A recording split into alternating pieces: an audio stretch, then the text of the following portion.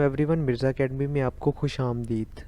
हम लोग यूसीपी के लिए फार्मा डी एंट्रेंस टेस्ट का 2023 का एक्सपेक्टेड पेपर कर रहे थे। इससे पहली वीडियो में हमने फार्मा डी के एंट्रेंस पेपर का बायोलॉजी पोर्शन डिस्कस किया था, जिसका लिंक मैं आपको ऊपर आई बटन में दे दूंगा। आप वहां से जाके वो वीडियो देख सकते हैं।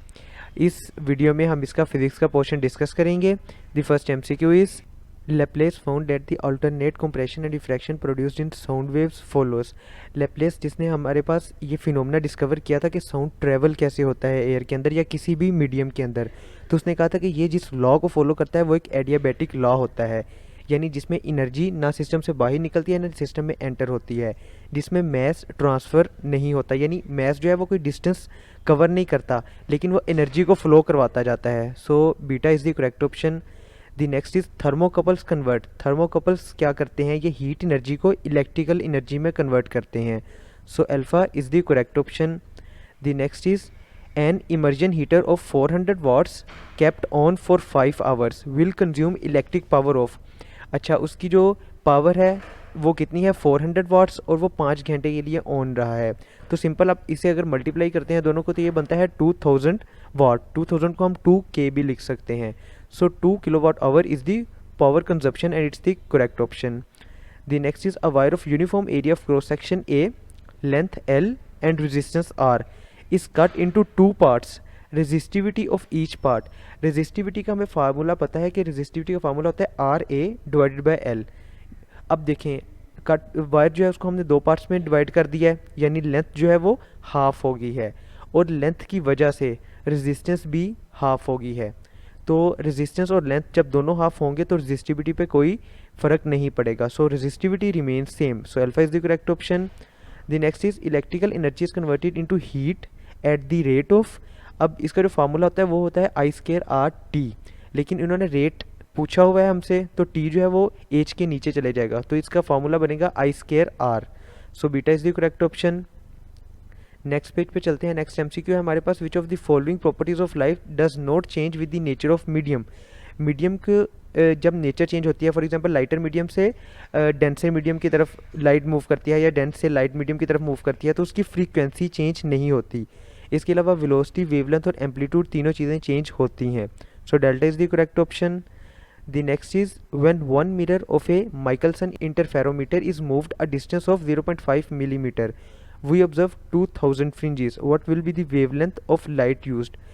अब इसमें हमारे पास हमने डिस्टेंस उसका कितना मूव किया है उस मिरर का, वो किया है 0.5 मिलीमीटर, तो इसकी वजह से जो इफेक्ट आएगा वो इससे डबल आएगा, यानी वो 1 मिलीमीटर का इफेक्ट आएगा। ओके, सिंपल 1 मिलीमीटर को आप डिवाइड करते हैं 2000 पे, तो हमारे पास आंसर आता है 500 nanometer, 5000 angstroms. So beta is the correct option.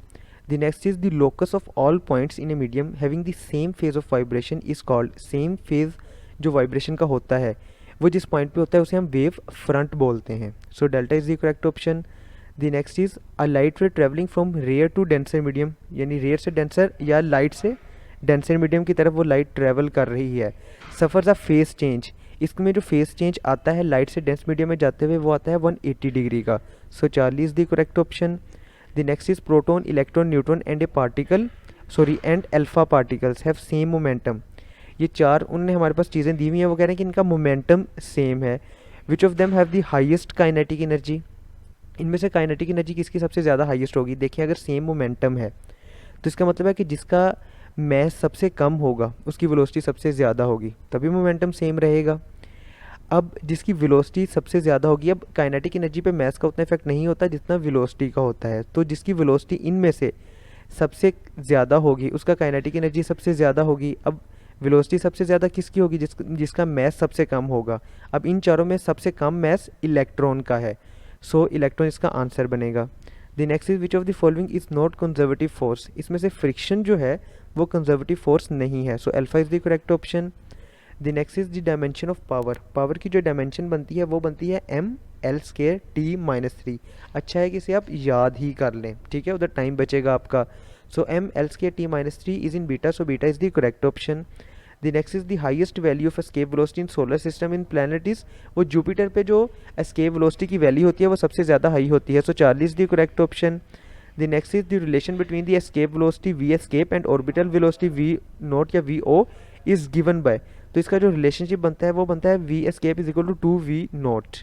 The next and the last one for this section is materials in which valence electrons are tightly bound to their atoms at low temperature are called. Temperature कम है और जो electrons है वो tightly bound है, इसका मतलब है कि उसमें से कोई भी इलेक्ट्रिसिटी नहीं गुजर सकती, so they are the insulators. So Charlie is the correct option. Let's end here. If you have any question, any query regarding it, you can ask in the comment section. Thank you.